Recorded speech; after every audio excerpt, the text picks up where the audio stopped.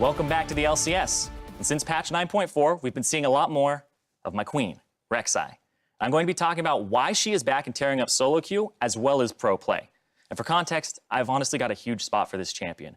I have over 800 ranked games on her, and I was the lead playtester on her original design back in 2014. So why are we seeing Rek'Sai again when she didn't receive any direct damage buffs? The changes that have brought her back into the jungle were the quality of life changes to her Q, Queen's Wrath, and Prey Seeker, and her R, as well as how those changes interact with Conqueror and her ability to reliably deal her damage. Her damage didn't get increased, but her reliability did, and that's what pro play is all about.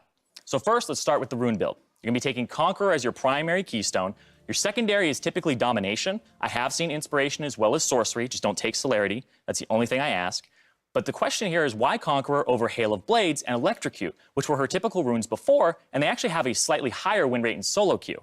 The reason is that she used to just be a level 3 jungler. She had to go red to Raptors to Krugs. She couldn't really contest Scuttle Crabs. But now with Conqueror, she can stack it so quickly, she gets to contest those level 2 crabs and participate in those crab raves. So what you want to do is you want to be able to do your red, show up at whatever crab you need to, and she can do that now.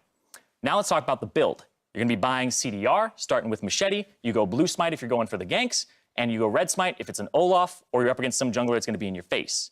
You're going to build AD, prioritize HP, and your offensive build is pretty much going to be what a brilliant Skarner main once told me. If you don't AD it, you don't want to see it. So you're going to buy the GA, you're going to buy the Sterix Gauge, and the reason is that she has a 550 to 650% bonus AD ratio in her kit. It is a massive amount, and that's what changed from the rework before, is buying the AD means so much instead of the tanky stats. But if you do have to go for defensive items, go with a situational build, or you go for the generalist that I like in Gargoyle's Stoneplate. Doubles the HP that you bought before, has both resists, and because you have Conqueror and E, when you activate it, you don't cut your true damage at all, so she's still dealing a massive amount. The skill order that the pros end up doing is Q max into E max. The Q has a lot of damage if you actually hit all of the burrowed Qs, but personally I think that the E max is better. It ups your mobility and right now has a higher win rate in solo queue because when you don't have as coordinated of a team, being able to take care of yourself means a hell of a lot. Now let me show you guys what I'm talking about with those quality of life changes. The first one is the Queen's Wrath quality of change. Now this one is a little bit overlooked. When you have the buff on you, it normally lasts 5 seconds. But when you burrow, you'll drop the buff and it'll start to actually tick in the background. So let me do this right now. You see the buff right there, Queen's Wrath, I burrow, it falls off in 1 second, and the cooldown starts ticking. Now what this means is that you can actually go for some chases. So let's say I hit somebody like this, it's a Tristana, I go towards her, come back, and my Q is about to be back up already. So I didn't have to wait those extra seconds. It means that this happens between your Raptor and your Red, and also sometimes if you don't finish camps with your third Q. Now, let's talk about the second part of the change. Because she can charge her E faster with the burrowed Q giving you 25 Fury, it now synergizes perfectly with her combination that she did before, and Conqueror goes right into it. So let me show you guys this right now. The combo is burrowed Q, knock up, basic attack, Q, E. You see I did my true damage with my E, and I fully stacked Conqueror. This means that Rek'Sai is one of the fastest, if not the fastest champion in the game at stacking Conqueror up. So let's do this as fast as possible. So and that's Conqueror. And your true damage immediately. That is so fast, it's about 1.5 seconds to get it fully stacked and get all that extra damage, which means when you go for your R, you have all this percent missing HP turned into true damage as well. Now, the last quality of life change I want to go over is that you can't escape the R. I cannot emphasize this enough. You have to get really far away from her, over 1,000 units away after she's pressed it. The thing with this is, a solo Q Zed that I ran into didn't read the patch notes. Do not be this Zed. He had no idea what was going to happen. Once Rek'Sai presses that R on you, she's going to Liam Neeson you. She will find you, and she will kill you. Even if you're going the other direction. You saw that, a complete 180 that she was able to pull off there. Now, when Rek'Sai is good, she offers her team vision with her early passive and that early game skirmishing, and then come level 6, she's got those easy turret dives with her untargetability.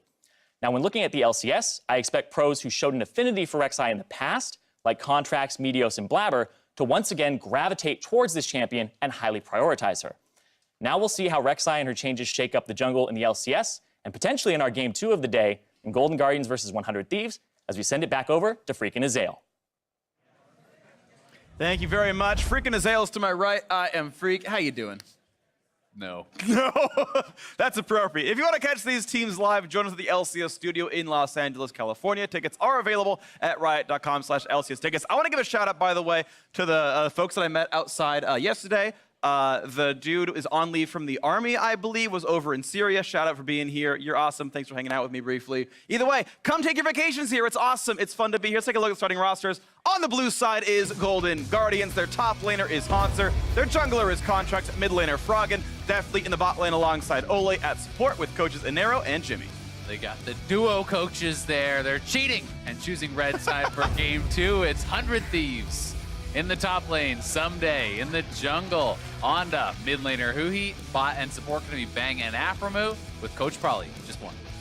Just one, but it's all they need. Prolly is 2 brains in 1. He's a gigantic menace in the coaching role. Okay, in the spirit of the mid lane theme from earlier today, we have 2 mid laners with these polar opposite play styles. Even Prolly used to be one. Let's sort of talk about the mold that they have kind of put around the team's plan and how they want to play. Yeah, for 100 Thieves, whenever anyone talks about Huhi, he's known for his roaming. His classic carry performances have always been when he's ganking top and bot, he's snowballing his teammates. People always are thinking about the Aurelian solo games. Yeah, and Talia, another big trademark for him as well, of course. On the other side is Froggen. He is the classic mid-lane mage carry. He's got gigantic damage stats, and he seems to always be the focal point on any team he joins. And it's not to say that Froggen will never roam. You know, we did see him yesterday on his LeBlanc trying to set Cloud9 side lanes behind. It's just that he spent his career and really built his career on being a primary damage dealer. And this is kind of in stark contrast to what Huhi does.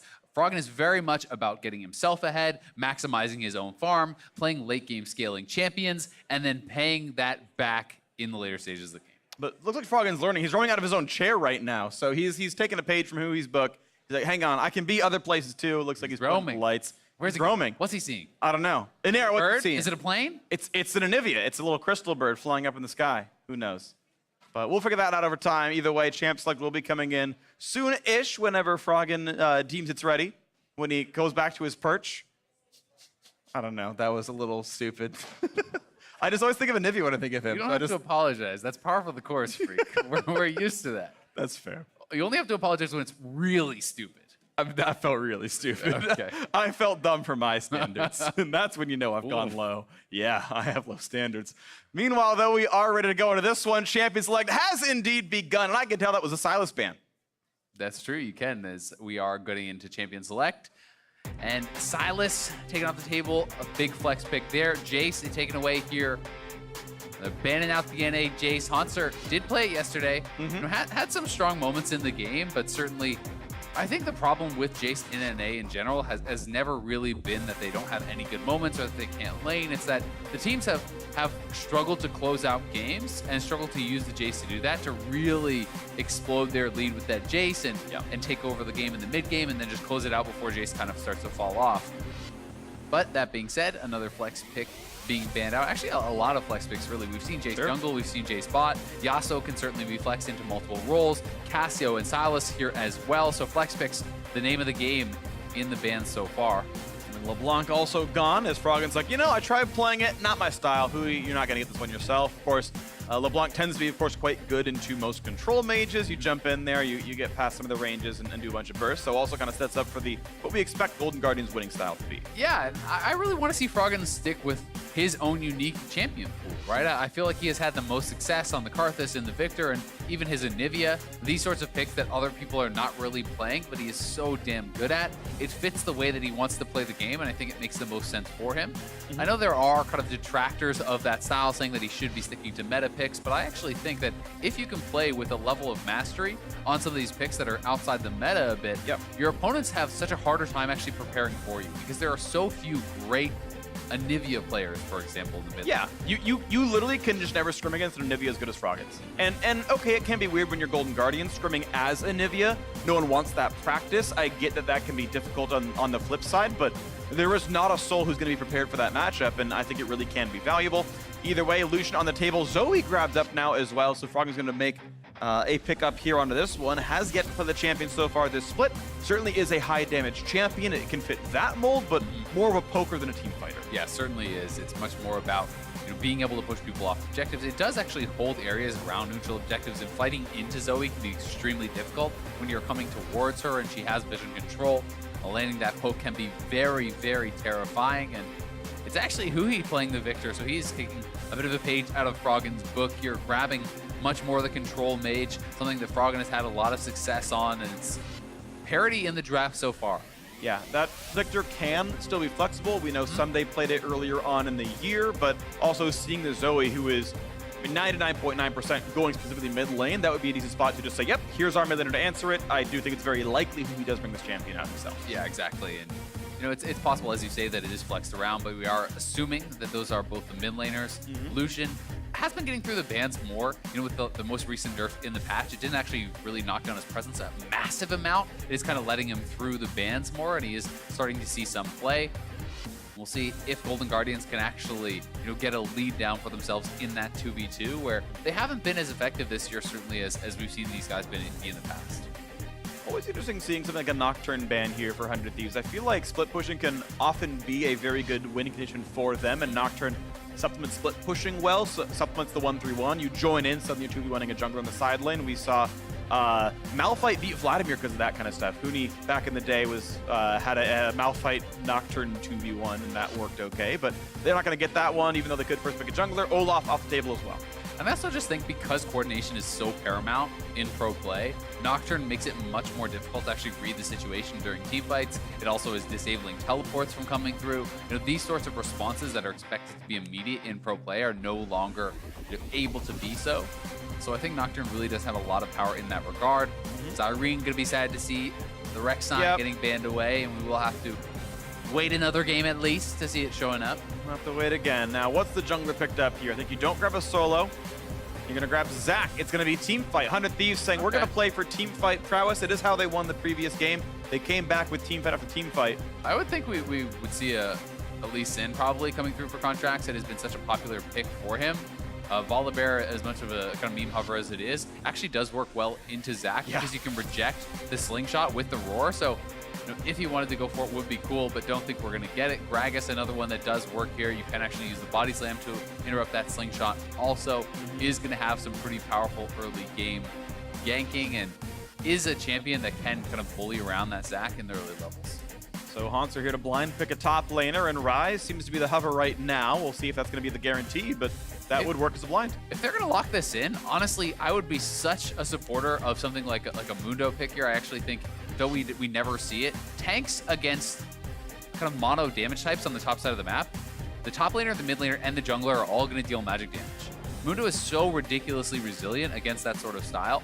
Picks like that, picks like even a Maokai can be incredibly effective, though Maokai, I think, struggles more. It's going to be Riven, so certainly you can still go towards things like the Hex Drinker and building in that way. You can get early Merc Treads, that can be very powerful, but someday running back the pick, that certainly did not work in the early stages for him at all. And honestly, in general, carries have not been looking very good in the top lane 400 Thieves, largely in part due to the fact that Someday and Onda are not working well together. We saw that when Someday brought out the Jace, they were constantly failing their dives in their 2v2 plays, even their 2v1 plays, yesterday as well. We saw the same thing happening when Onda's playing a J4, and as he's flashing in to engage, Someday is backing off. These guys have not been on the same page at all, and that is why I generally don't like carry picks for them, because you really do demand jungle presence when you're playing carry versus carry matchups. If you get behind, you can be worthless. Absolutely the case. So Contracts versus Anda. Who's going to be in that lane fast enough? As we expect Ryze versus Revan to be pretty volatile here. Headsets come off. Coaches shake hands. Probably only 1v1 in the handshake. He's going to be okay here. And we'll see how this one goes. It's going to be an exciting one here. A battle between teams in the exact same spot in the standings. 4 wins in each of these squads. There is room to grow. I can hope they can catch up with the top echelon of the teams here in the LCS. And while they all are both tied in the standings, certainly I think the last couple weeks have been more encouraging for the Golden Guardians. They did have a very rough start, starting at 0-4. They are now 4-3 in their last 7, and have lost to some tough opponents. So we'll see how they're going to look here against 100 Thieves, who really was struggling yesterday against Clutch. sitting at last place. And of course, we know that Clutch are waiting right behind them in the standings after picking up that win earlier on, and they're in that tie for 6th place. There's one playoff spot up for grabs unless you start picking up several more wins to catch up with FlyQuest and CLG. And we are onto the Rift now. Golden Guardians and 100 Thieves. Both these teams were expected to do quite well coming into the year. It's been a very slow start on both these sides, but with 7 games to play, they can still make up that. And Huhi lands the first shot. It's always nice, actually, as little of a thing as it is, to start stacking your mana flow ban, and I'm assuming that he is actually taking that, and he is. So, you know, getting that first hit does always feel really good, even though it's not the biggest of deals. The faster you get that mana flow ban stacked, the better you're going to feel as you start getting that consistent regen very, very quickly. Now you watch this aggressive ward come down. I don't believe it was specifically spotted, although Golden Guardians can probably surmise this vision is here. We're waiting to see where the junglers will actually start. Trinket ward comes down from Contracts. Anda sees it. Gonna be interested to see how Golden Guardians plays around the top side of the map, because I do kind of favor them, I think, in any early 2v2s. Certainly Ryze plus Gragas, I think, should have a pretty good time in any 2v2 against that Zac, who's gonna be fairly weak in the early levels. But that being said, once Zac starts getting more points into the Elastic Slingshot, it can be very difficult for Riven to actually, or rather for the Ryze to push in on the Riven, because Zac can be attacking you from these angles that you're not necessarily able to ward out or expect. And if you get on top of the Ryze post level 6 with Riven plus Zac, that is going to be very, very dangerous for him. We watch these teams contest this early lane here as the charges are used by Golden Guardians. They're the ones pushing in early on as Anda's doing a pretty safe clear so far of his own jungle. Just going to be starting Raptors, very standard stuff with Talismans. It's one of the most common starts you can do on Zac. Go straight to red. We'll see where he elects to go from there. I do see some Zac players just completely skipping going to Scuttles at all and just trying to do a full clear, because they do feel that Zac's dueling is so weak, and if you get caught out, it can be very, very dangerous. But in pro play, you're often seeing them going to try to contest for one Scuttle, just trying to avoid the Gragas with the vision that they have out on the map, and probably go to the other one. Minor point here, Hanser is doing Phase Rush here on the Ryze. It's very easy to get just EWQ off on a target and then kite away, so he can dodge ganks pretty well in this one, but it will not have like that aftershock tankiness to withstand a big chunk of burst. Just a quick look over on that one.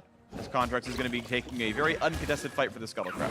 Yeah, and so many pros do really like Phase Rush in general. We're seeing even more these days on Orianna has come out because they feel that at this skill level, having the move speed is just so valuable, because they're so much better than your average player at actually dodging out on skill shots and chasing people down, and just essentially their mechanics make more use of that added speed. So while it's not always as effective for your standard solo queue players, it can be very, very good in pro.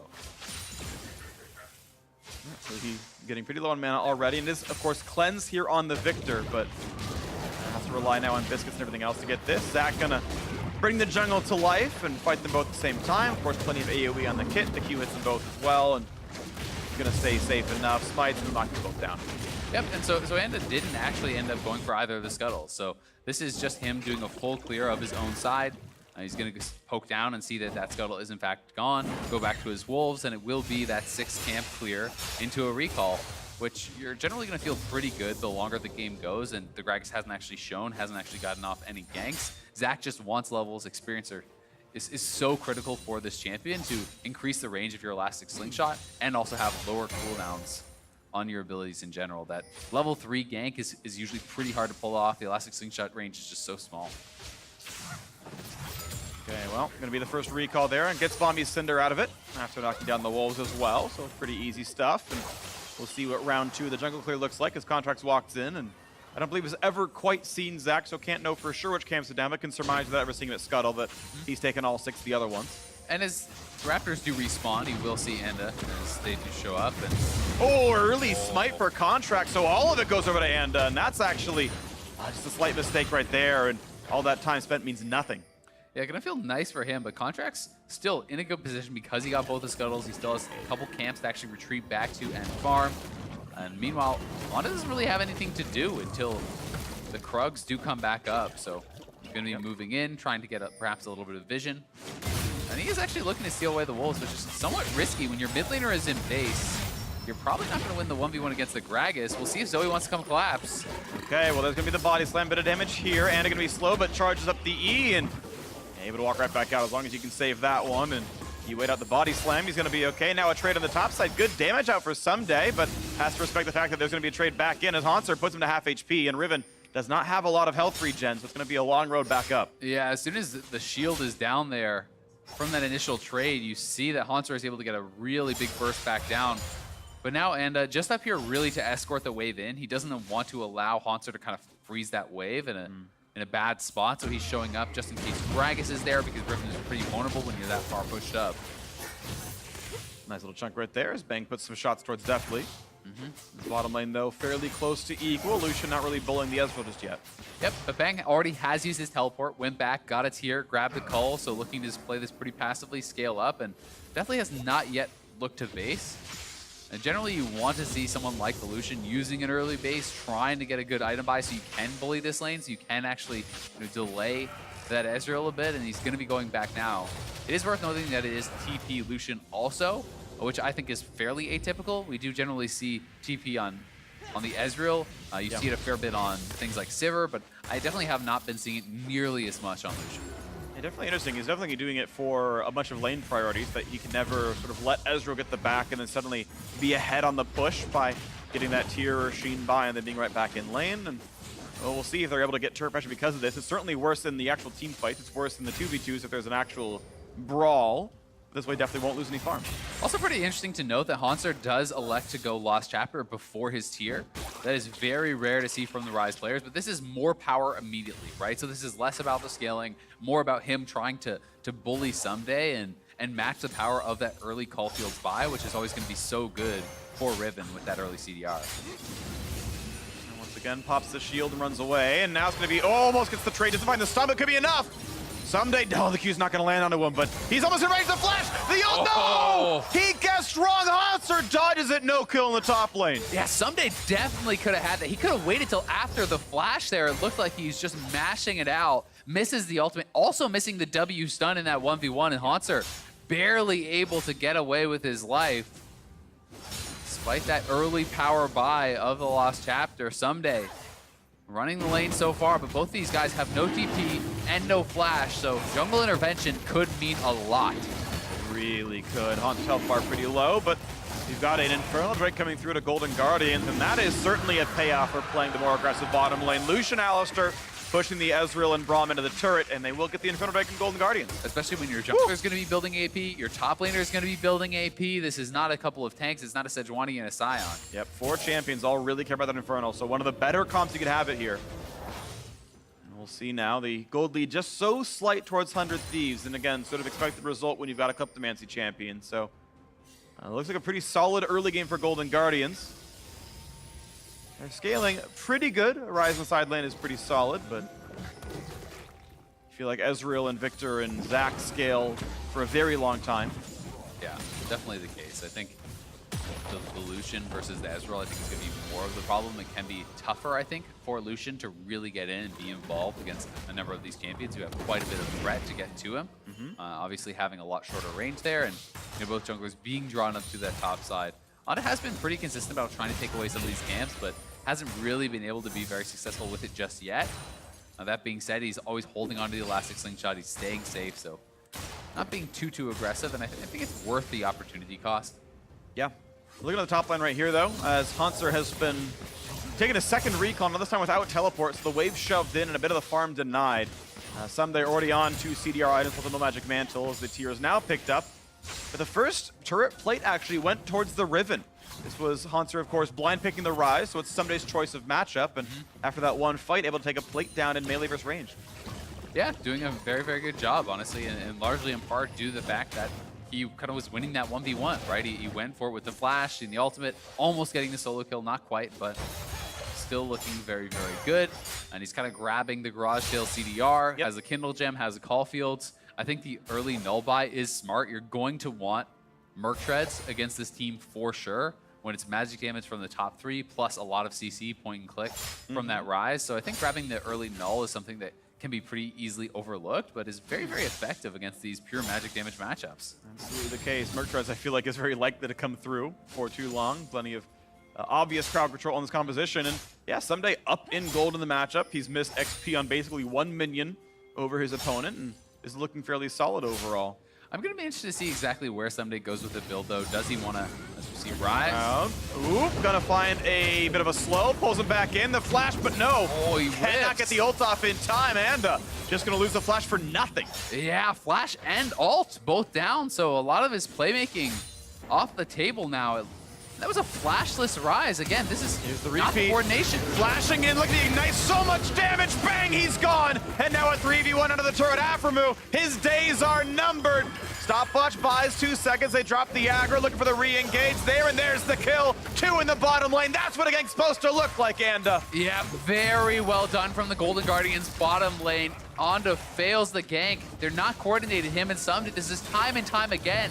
They cannot work together as this 2-man squad, and Contracts, knowing that there's no chance of a counter gank, makes it happen on the bottom side. Shows up to find something. Now again. here's the 1v1, finds a stun, ult is on, good damage towards Hanser. He's gonna walk away before he's gonna ever pull turret aggro. Yep, pulls up that passive shield, able to absorb a lot of that, and that one was not too threatening. Hunter easily able to survive, but this is again a situation where they know that Onda has shown topside. They're gonna go in. Olay has level 6, nails the combo onto Bang, actually separating the headbutt and the pulverize, knocking him into the wall, then knocking him up for maximum CC, tanking so many shots with that ultimate. Really well played by Olay. Contracts, and definitely that was perfectly juggled, perfectly handled. They get in and they get out. They get the 2 kills, and the stopwatch is off the table. Really nicely done. Golden Guardians looking solid here, and their comp is still skewed a little bit towards early game. I think some of these champions are certainly there for the laning prowess and the early ganking prowess, but they are off to a great start. 700 gold up, Inferno Drake on, Cloud Drake in 43 seconds, and they're poised to do very, very well in here and keep that press towards playoffs going. Yeah, it's looking good for them. And Blade of the Rune King now already completed here for Deathly. Going to be feeling really strong at this point in time, and they could be looking for more continued plays to this bottom side. Dragon's going to be up in 30. I think they should be playing for that with the stronger bottom lane at this point in time. Let's see if we can find something.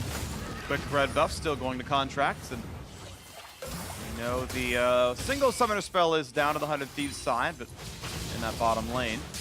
TPs and flashes back up for all the top laners here. The mid lanes have been pretty much untouched from their trading farm, almost identically back and forth. Now another fight here top side. They find the stun. That's going to be a good flash for Hanser going back towards his team, but first Tuhi in range, and they're going to find the stun off the W. There's the lot of damage coming through the ult as well. They might get the next little bit. Someday comes through and finds it. There's a kill on the board for 100 Thieves. I feel like Hunter could have just flashed down to Contracts. Instead, he's going into the river. He doesn't know who he is, and I think you just proc the phase rush and you run straight back to the Gragas, and that's an easy escape. Instead, does end up getting taken down. It costs 100 Thieves a couple ultimates, a couple summoners. So it certainly wasn't a free kill, but Oh, he walks into the stun though, so Froggen actually loses as much health as he took.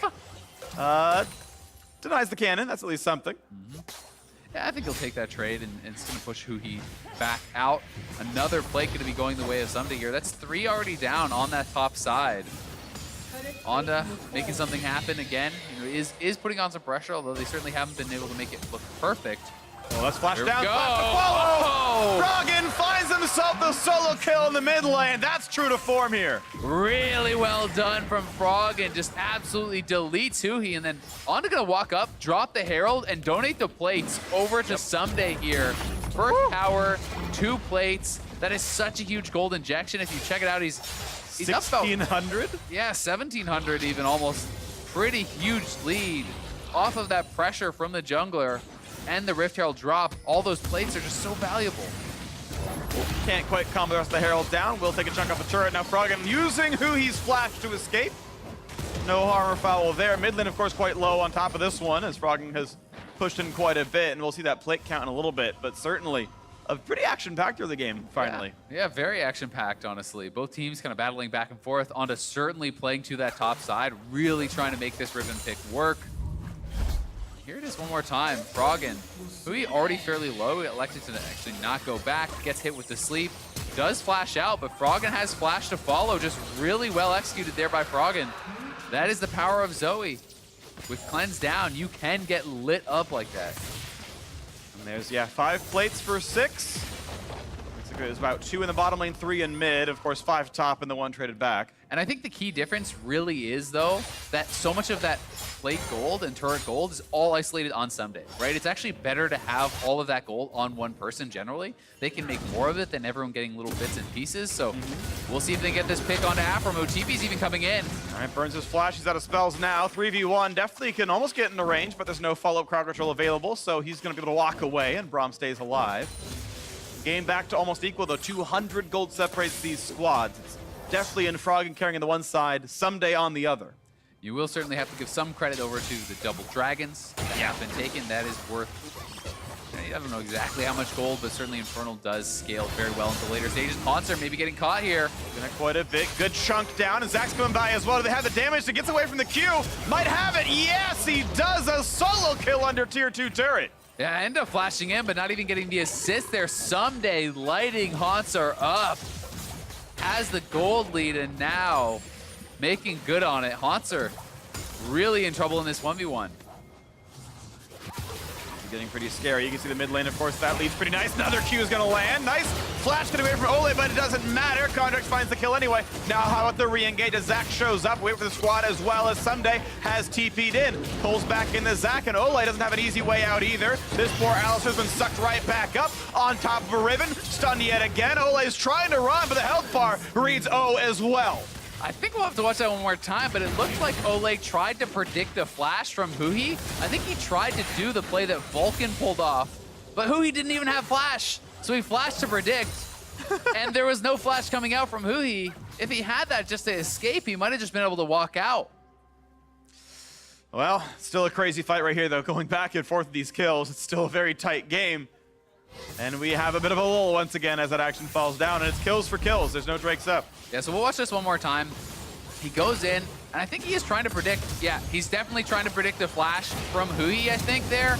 He's expecting Huhi will flash out, but he had already hit the initial part of the combo, and you gotta time your summoners. The flash was still not up for about 2.5 minutes. Yeah. So that being down, imagine if Ole has his flash there. He just flashes out of that Zach Right there, he's flashing. With Froggen, he's probably very easily going to survive, or at the very least, force some more summoners and abilities.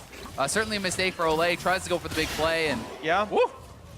Yeah, I am kind of curious in digging into that flash cooldown, even though it's such a microcosm of the game, because Froggen saw it in clear sight. Yeah. And if Ole's getting like, hey, what's Victor's flash? Like, did he think to not ask? Did Froggen not tell him? I'm not sure, but clearly some miscommunication, some kind of thing there, because it was a known quantity. Either way, yeah, it's an unfortunate death to give away.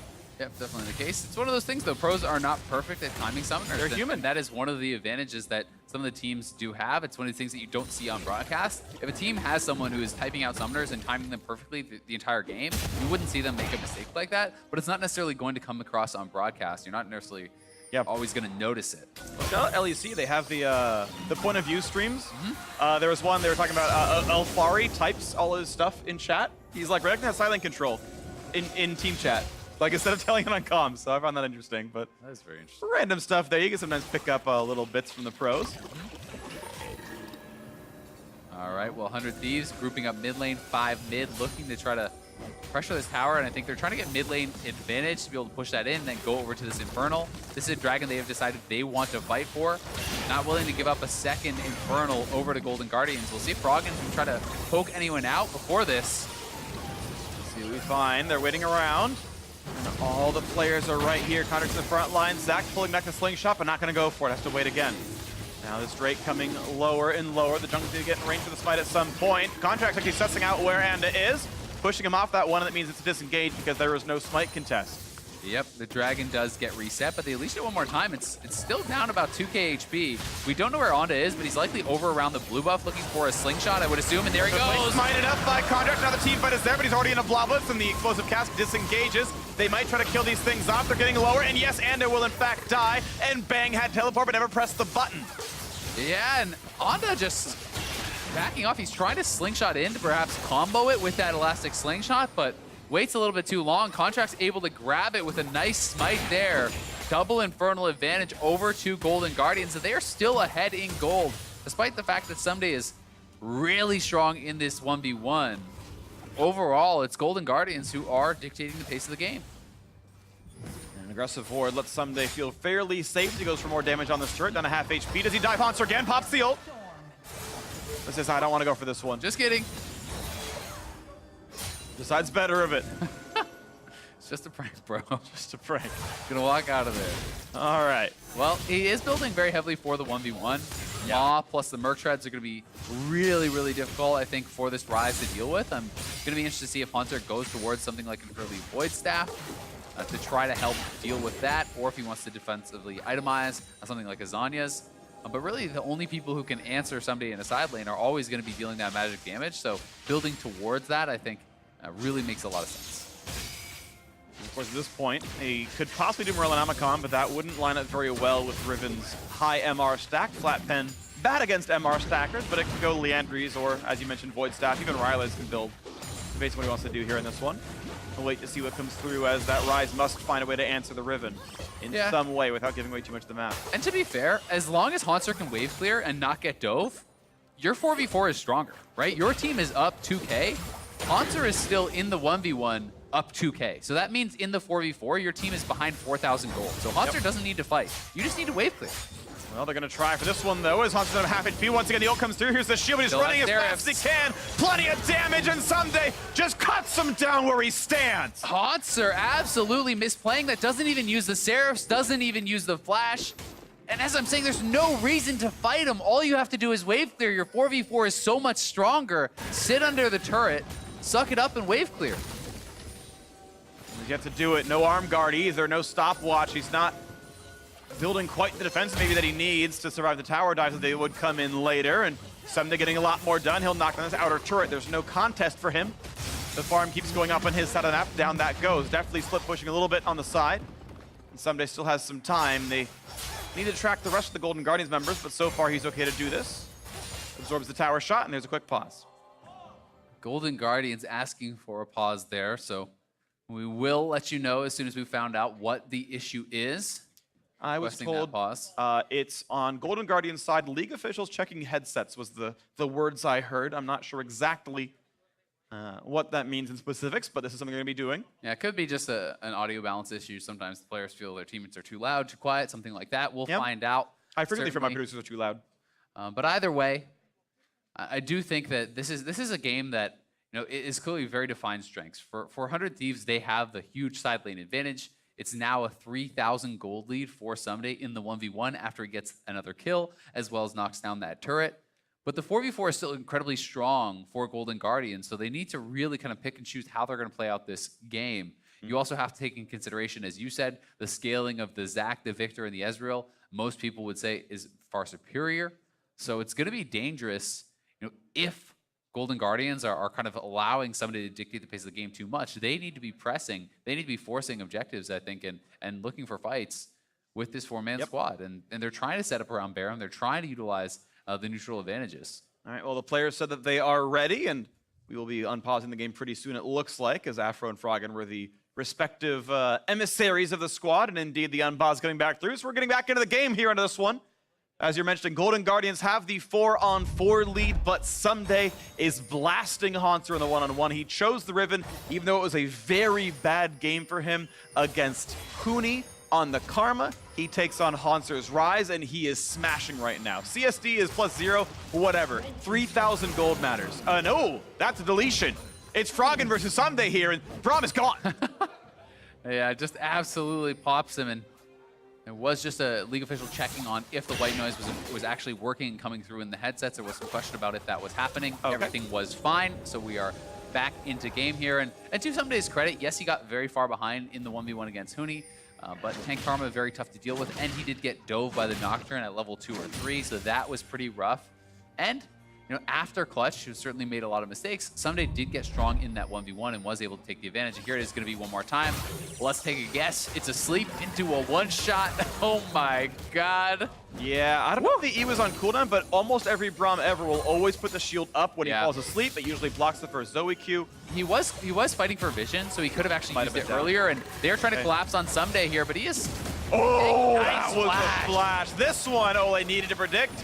And he wasn't able to do it. Someday getting away from the headbutt and pulverize. Yeah, that was a really good flash there from Sunday, and there's the sleeve. That's what it's supposed to look like. You absorb the entire Q and it's fine. But to be fair to Aftermoon, we don't know, if the E was down because he was clearing the vision, and if Froggen's constantly poking at you, might not have been available. But either way, Someday without the flash is going to have to be a lot more careful because, yes, the Rise ultimate was committed, but it's not as though they used Dragon's Flash and all these abilities, so they could certainly try to redo that play one more time. This is going to give Haunter some time in the side lane where Someday is probably playing a little bit more carefully. And Haunter has built that Void Staff to try to answer some of this magic resistance as expected, so we'll see if the Golden Guardians 4 can continue to run the map with this next Cloud Dragon coming up. 15 seconds, and I really do like both Infernal and Cloud for team fighting. At this point, it'll be, I think, a good 4.5% move speed in combat. That's pretty nice. And you've got the extra stats, of course, 17% attack damage and ability power. Not a slouch either. And Death Cap is now done for Zoe. Yeah, and for Rise, when you're proccing that Phase Rush, you're getting even more move speed, so that can make it a lot easier to try to escape from this Riven, who is certainly in the advantage. Definitely doing, you know, kind of a bit more atypical build, I think, here, going for the Essence Reaver second after they played the Rune King. Yeah. Maybe building up into something like a PD. I'm expecting then going back towards the IE. Might fight. Ooh, actually a bit early for Anda, and Haunter does the last little ticket damage himself. And nice attempt on that steal, but can't quite get it through. Yeah, Contract's not even using this Smite that time. Was just grabbed up by Haunter. Yep. Tough one to steal there for Enda, so hard to blame him for that one. But still, this is 4 Dragons to 0 for Golden Guardians. They have vision around this Baron. You can see there's no 100 Thieves wards really over in that pit area. They're trying to maintain vision control in their side of the jungle, and that's where I want to see Golden Guardians attacking next. You want to see them not just maintaining vision around the Baron pit, but actually pushing up that line of vision into their opponent's jungle, where they can then farm away those camps and deny access from 100 Thieves to even look into the Baron pit. And those edges are those pieces where 100 Thieves still have a little bit of vision. They've got one in that western jungle. They've got one at the mouth of their red buff. There's little pieces of pockets 100 Thieves can see, not on the Baron itself, but as that ward comes down, they have enough to surmise what's going on here, and it feels like they're doing all right. Yeah, they certainly are so far, and that's why Golden Guardians, you know, needs to kind of push that forward and utilize the Zoe as well, right? If you have no vision, face checking into potentially a Zoe and Alistar Gragas is so frightening walking into that jungle. We've seen how quickly Aftermoon can die, as, yeah, very good read from Someday. Gets out of there in time as 5 men were collapsing to the bot side here from Golden Guardians, looking to punish that split pusher again and looking to try to buy more time for Haunter, who is pretty far behind. I mean, this is pretty woefully behind. 3 items now completed with Maw plus Death Dance, as well as 40% CDR with this 3-item build that he has. It just feels like you don't even hurt them anymore. There's so much lifesteal. There's the damage reduction from Death Dance, which is then being absorbed by the shield that is being spammed out from Riven, and it gets so hard to actually ever knock him down. I really don't like Oblivion Orb coming in instead of something like Arm Guard. For the same cost, actually for cheaper, you get something like 45 armor, something absurd that would actually matter in the matchup, as opposed to 15 Magic Pen. That's a smaller number, and it does the same thing basically as a 1v1 sort of matchup. So Haunter's trying though. He's building up towards some level of extra damage, and if he's hoping the team fight works out, and he's like, you know what? I will try to wave clear, and then I'll try to nuke the Ezreal in a team fight, then maybe that line of play does work, but he's got to get in those fights. Yep, definitely agree. I think there is some logic there for sure. If you're just saying, okay, well, I can never fight the Riven 1v1 again, that probably makes some sense. So then you're just building to wave clear and hoping in the 5v5, as you say, you can catch the Victor or catch this Ezreal and blow him up. Look for it. Somebody knocks down a ward and waits around. Easy wave clear here for Froggen, and so far having a pretty solid game on the Zoe. Finds their individual contributor to play on, and it's a good game. Yeah, there's very high farm, honestly, kind of across the board, but Froggen and Deftly in particular have gotten so much gold from all this farm, you know, from the turrets and the kills. They are sitting pretty, both on 3 items themselves, pretty ahead of their opponents, and that's why I want to see them continue to be proactive. Don't give so much time for Bang to stack up this second tier, right? He's much more vulnerable before he has that Seraph's complete. It's about 490 of the 750 stacked on that second one, so it's pretty close. They have reestablished vision control again around that Baron pit. We'll see if they can get anything more. Zach is sleeping. He's just fine though. Out he goes. And the question is still the essentially split push of Someday, and I don't think Deftly wins the 1v1. You do not want that fight. That seems difficult, but he's got reinforcements coming down, and Someday doesn't go for the big play. I guess he's all right on this one. Out he goes entirely. And Someday, credit to him, has actually survived all this time without his flash. It's back up now. That was forced in the bottom side. So playing pretty carefully around that. Now that he does have the flash, we could see him looking to get more aggressive. And this is the story of the two big carries this game, obviously. Is Someday smashing the one side, Froggen smashing the other one. And CSD, not the important part, is the fact that they are very far ahead of their respective opponents. Now a slow on to Hanser, and even the rest of the team is trying to pick on this Rise. Flashing away, though. Joined back up by Anda, and the chase is there. The stun's going to be found, and a sad and fourth death for Hanser. No re-engage to be found. A quick pick. Now damage onto the turret as well, as Golden Guardians are behind them, and they might just find this a little bit of a play. A flash forced out. Explosive Cast not going to find anything either. Yeah, not going to be able to get that nice pick on Hanser. This time uses everything, but just no real way out. It was a good early flash. He got the Seraphs down, and just getting caught out by that Zac, who has such powerful engage range, and that is why 100 Thieves are trying to maintain brush control on this side. And if you have that picked up, you can E in Elastic Slingshot from so far away. You really have to play with respect for the fact that the Zac could be anywhere. Well, without the flash, it helps a little bit, but you're right. Those engage ranges are long. Sunday's already pushed in that bottom lane, and he's waiting for it to come back to him now. Ocean Drake spawning in 3 seconds, same time the Hanser does. Yeah, we'll see if they want to try to go for this. They've gotten 4 so far, and may want to try to continue stacking this towards a potential Elder Dragon win condition, as they haven't really been able to actually even attempt the Baron. Whoop. Nice bit of poke. Zac is at half. Yeah, and he doesn't have Warmogs or anything, so again, using the Zoe to actually get control of these dragons has been so effective. It's something that Phoenix has been doing a lot. Froggen doing a great job now.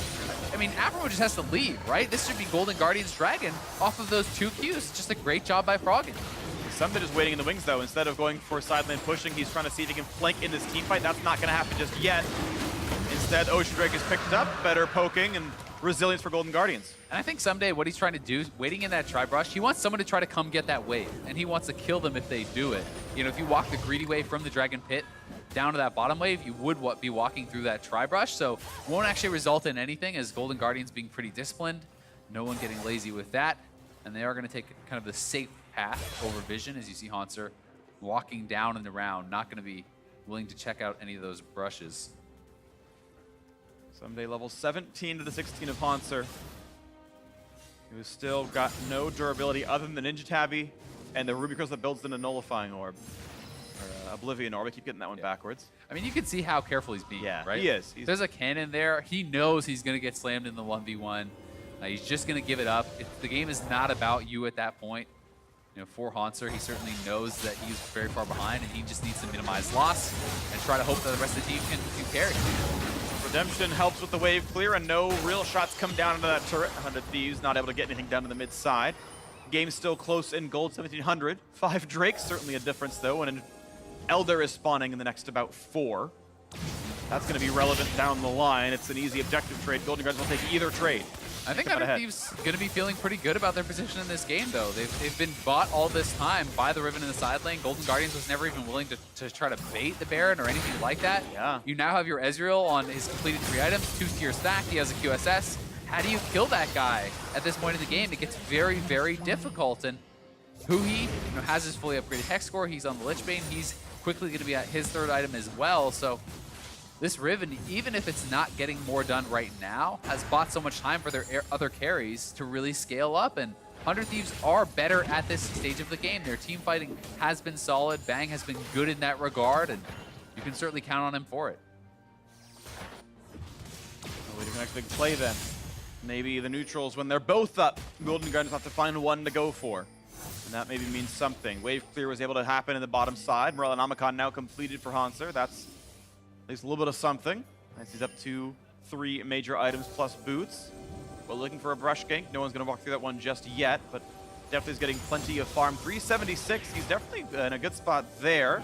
He's pretty close to Infinity Edge on top of that one. Not too much more to go. We're going to find a nice stun. A Drowsy there as well, a big chunk. And that's the passive pop. But on the other side is Ola. He's taking a bit of damage as well. Goes for big stun, but he's still getting worn down, and they will indeed get that kill as the Zac stays alive on the other side. Another 1 for 0. 100 Thieves getting ahead. Yeah, Hanser wasn't there, so it was a 5v4. Despite the fact that they popped the Zac, it was actually really well done between Contracts and Froggen. Contracts making sure to actually not break the sleep as it was going to pop. So they could burst him down, but they just get the passive out. Haunts are not there, so Olay does go down, and 100 Thieves maintain control in this Baron area. Minions are cleared away, but it feels like the map is slowly going away from them as well. Frog on a half HP, who he cannot quite chase this one. He's a very frontline damage-focused build with the Lich Bane built in there. All about repeated damage output.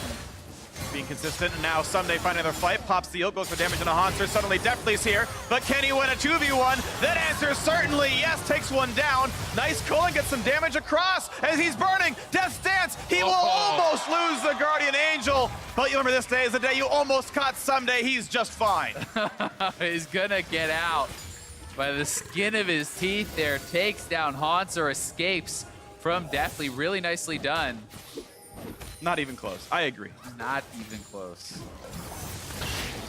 Haunter, getting punished a bit for not having gone for the earlier Zonias, right? He was sitting on the Morello. He does get absolutely lit up by Someday's Riven, who is nearing full build.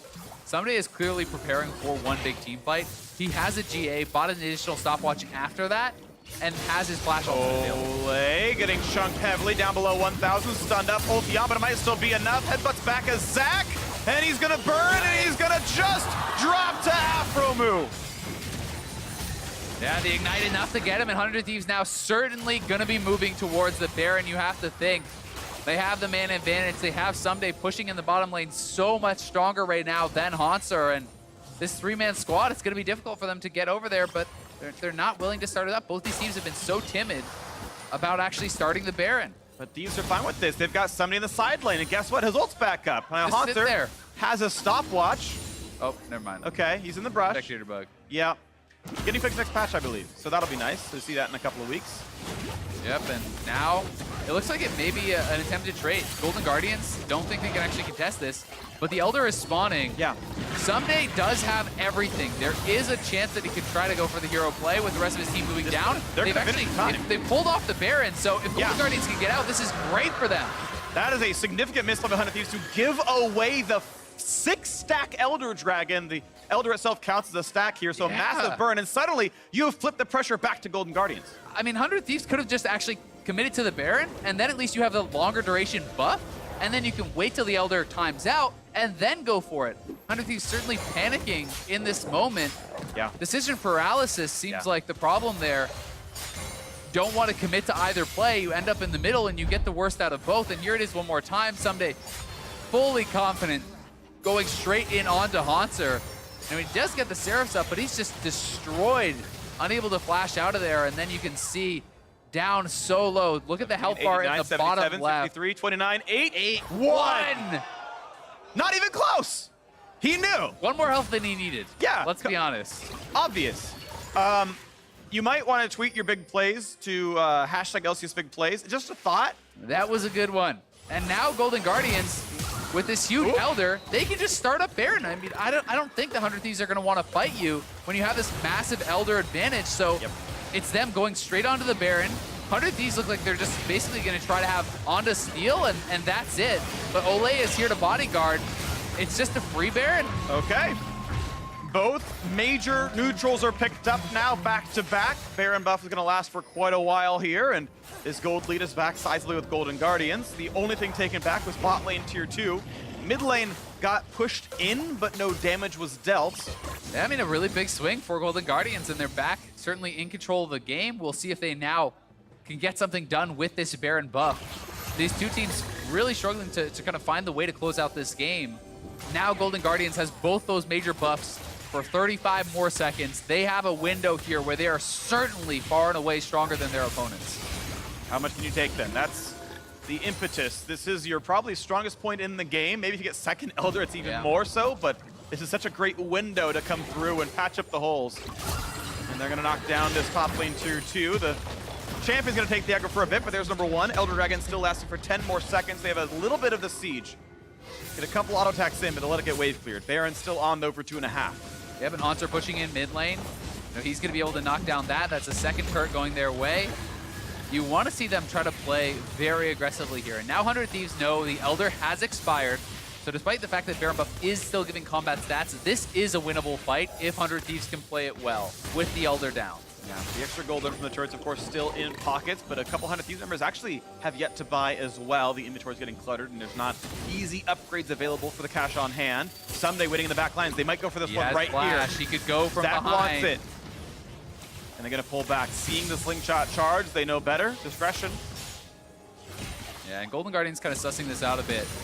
Contract's checking the sides, making sure that Someday isn't behind them. He sees that he is. But they don't have really wards available, it seems, to actually keep eyes on Someday on that side of the map. So for now, they're just waiting for Froggen to push in top. They're trying to have these two Baron waves crash at the same time. And in they go, but definitely relatively short range. Nice. Pulverize stops the Zac. Now they're looking at Someday, who can jump the wall. Explosive Cask almost gets him back across, but no. Yeah, Someday Contract's not able to hit that. Would have had to throw it, I think, a lot earlier. It seemed like he hesitated a bit on if he wanted to go for the play, then decided he would. And it was too late as Someday does escape and healing up in base. There are flank wards that he could look for, but Golden Guardian's going to step up and be able to knock down an inhibitor turret. 100 Thieves just not willing to fight for it. You're not going to defend the turret. You almost certainly lose the inhibitor itself. Still may 50 lose this one seconds too. on this one. Yeah, the mid lane about to drop. The minions doing the work. There's the gold coming across. And that inhib is now 2 shots from dead. I mean, they're just ceding everything. You gave over the Elder, you gave over the Baron, you're giving over both of your inhibitor towers, and now an inhibitor without even trying to fight, and this is just 100 Thieves feel like they're just rolling over and dying. But Azael, this is where 100 Thieves wants them. Think back to yesterday where they gave CG a perfect game only to win later on. So they're just setting them up for failure, putting up high so they can fall. They're definitely not out of it by any means, but you want to see them fighting for some of these objectives. They're not so far behind that they can't. They have strong scaling, and they're just kind of ceding everything. Yeah, no, they are. They're seeding everything, hoping it grows into a beanstalk. But right now, it's Bang just getting pushed right back out, and that's going to be double inhibitors down. I mean, what can you say about that, right? That they're not willing to fight for it. You're going to lose everything eventually. Yep. Their base now in shambles. The second Elder as an even better win condition is available for Golden Guardians in 1 minute. Yeah, 100 perfect timing Thieves to reset. certainly have to actually look to fight for that. But it's going to be very difficult then with 2 waves of supers pushing you in across the map. Someday, still really strong on this Riven, but people are catching up. Yeah. Someday still has the most gold in the game, and his team is losing. That's always a heartbreaker there when you really did so much in this one. The swings back and forth. There was a time they were actually ahead, and then they just forgot that Elder Dragon spawned, stopped their own Baron take. No and shield. gave away everything. Goodbye. Burn. He's dead. There's nothing can save him. They cut that shield. Guardian. He had like 10 health there. Not even close. 100 Thieves getting away with it again. He will escape it. That is big because the Elder's right about to spawn. Still, it's going to send him back to base. And remember, Golden Guardians doesn't need to force a start because the waves will push in with supers in the top. That wave is eventually going to push. Golden Guardians can be patient and wait for that to arrive. You can also see there's no one answering the bot lane push, so definitely 6 items now on this Lucian. Full build, walks up, knocks down another turret. They're trying to control this jungle area. And Golden Guardians have to make sure they're not going to get flanked because they are very separated here. This seems like a really awkward fight that they're putting themselves in. Haunter's on the dragon, and the rest of the team is all split up. For Someday to move. 5v4, but Bang has 2 health, so there's no fight to be had. Froggen chunked him out, so they have to back off, and Haunter is just doing the dragon Gonna try anyway. He's gonna go in without the AD carry at all. Turns into Bloblets right away. Here comes the re-engage. They find a stun, but Someday is still not in range. They're still gonna be able to burn down this Elder Dragon, and this is the most massive Elder Dragon you have seen in pro play. It's a 7-stack double buff. This is gonna be massive. Here they go. Down he goes. This is going to be the push in for the Nexus. There is no chance you stop this. There's simply too much damage. The GA can't save him either. Someday is going to drop. It's Monday already. We'll see him next week. Now in forward, and look at that burn. Bang is burning. He has a giant Seraph shield and barely makes it back to the fountain, but there is no defense to be had. Golden Guardians will win this game. They will improve the 5 and 7. They are in playoff position. That ult doesn't matter. The base is gone, and Golden Guardians will crush 100 Thieves in the team fight.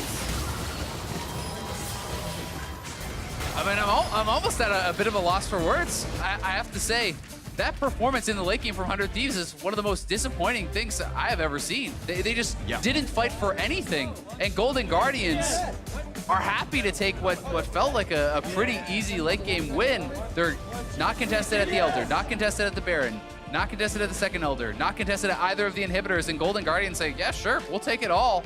and they take the win as well.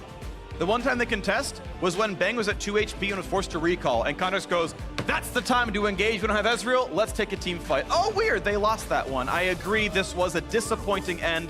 200 Thieves, who had pulled back a miracle comeback yesterday, this time, they did the end of the game that you expected of rolling over and just letting the game finish out. Well, it felt like they had such a strong late game comp that you expected them to try to contest, right? They did have the Ezreal kind of fully online, Victor looking very strong. They had this side lane advantage for some day. It felt like they had a lot working for them, but never chose their moment to fight. And Golden Guardians, the better team on the day, despite the fact that Haunter was behind, the rest of the team played very well. And I have to give so much credit to Froggen, who I think was a huge standout in this game. His Zoe was on point, constantly poking people out, constantly getting picks. And he was a huge reason, not only did they win that final fight where he had pushed Bang out, but also of them stacking up all these dragons earlier throughout the game because he was constantly poking people out and pushing them off those neutrals, which got them the win condition. So credit to him for an incredible performance. Yep, he did really well. Bot lane pressure helped make those dragons happen on top of that one. So it was a good game, and Golden Guardians won it. But now we're going to send it down the Riv for an interview with the victorious mid laner.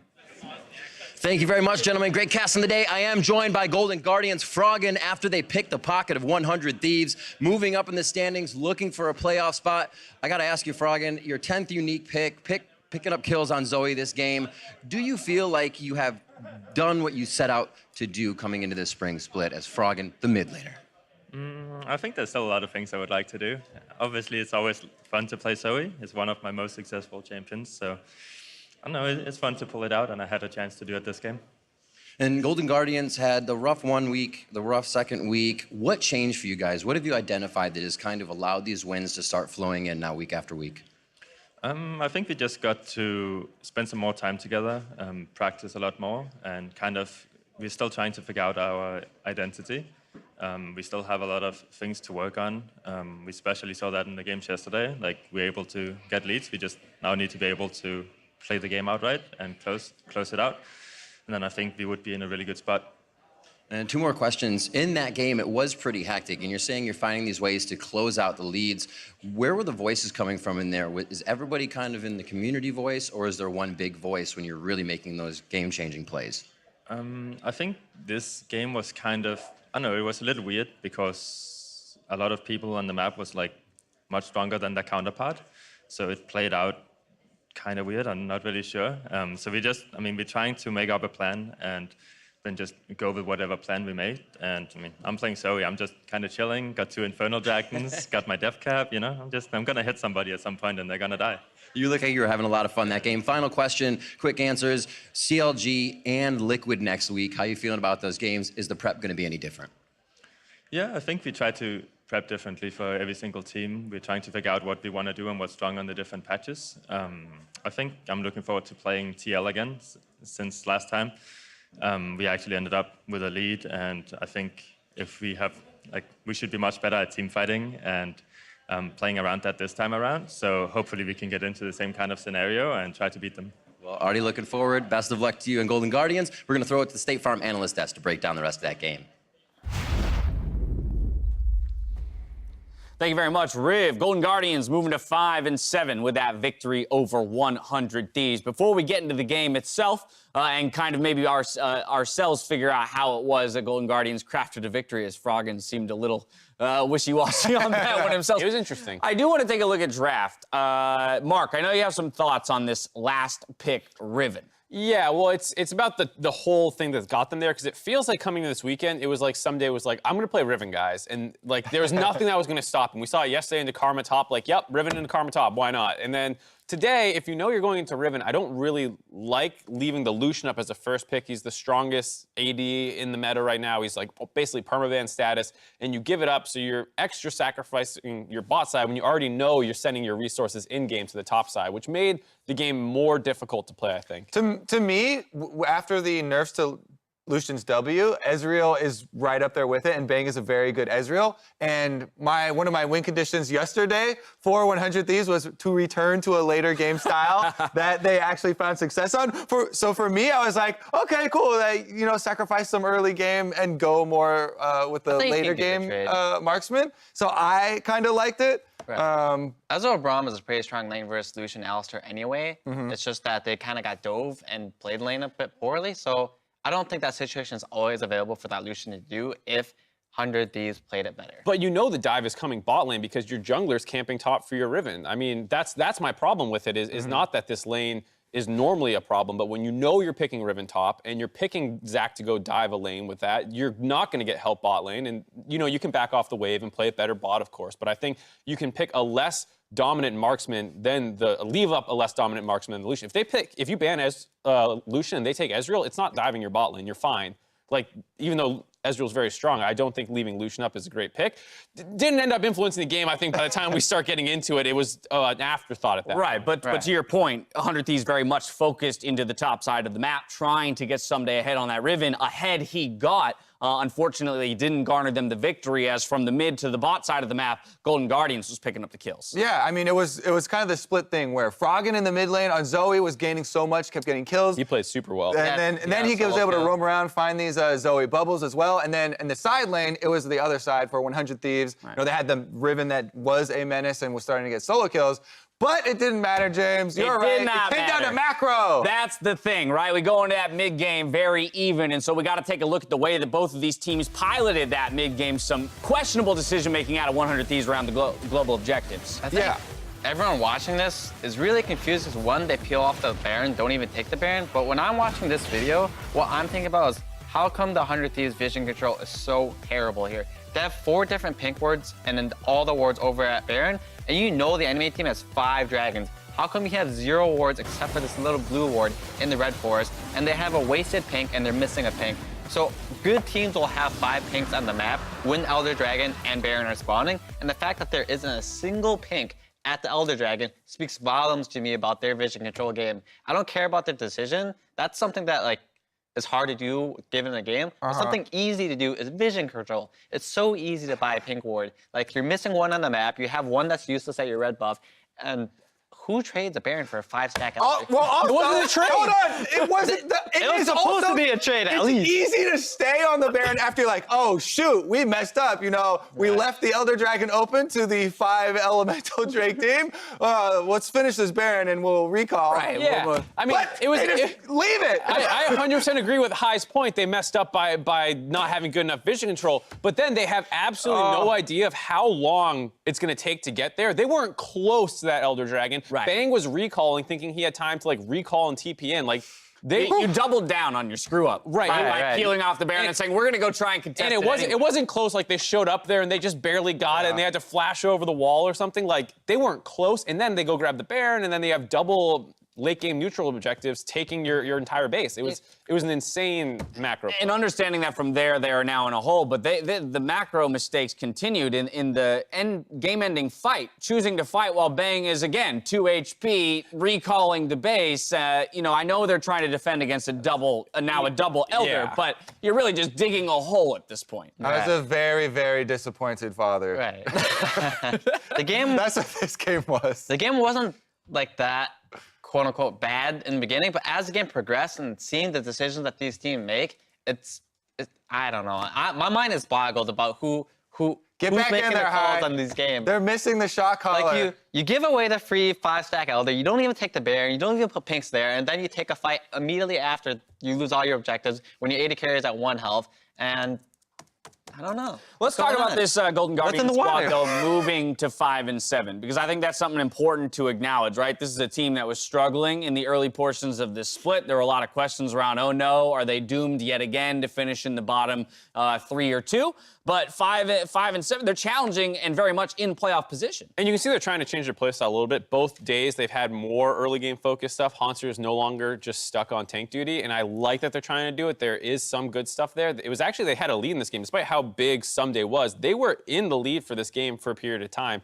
So I do think they're doing a better job of changing their playstyle up. And as it is not Monday, not mid-late Monday on Sunday. But it's mid-late Monday on Sunday. Yes. I do like that they're focusing Froggen. You know, Contracts keeps throwing early ganks towards Froggen. He is thriving, and it is paying dividends for them. It very much is. We've got to take a quick break. When we return, it's Cloud9 versus TSM. If you've got a friend missing that match, though, after guilting them for their transgressions, make sure you send them that VOD from youtube.com/LulEsports VOD. Otherwise, make sure your friends that are tuned in are logged in to watch.lulesports.com. We'll see you here after the break.